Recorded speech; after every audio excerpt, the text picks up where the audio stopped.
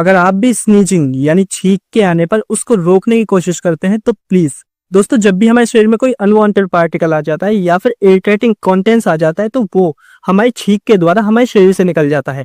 अब जब भी हमें छींक आती है तो वो बहुत ही प्रेशर के साथ आती है, तो अगर ऐसे में हम अपनी छींक को रोकने की कोशिश करते हैं तो वो हमारे लिए हानिकारक हो सकता है। इससे हमारे कान के पर्दे फट सकते हैं, गले में चोट लग सकती है और वहीं कुछ केसेस में हमारे दिमाग की नसें भी फट सकती हैं। इसलिए प्लीज डोंट स्टॉप स्नीजिंग। तो कैसी लगी आपको हमारी यह वीडियो, कमेंट करके जरूर बताएं। Thank you so much.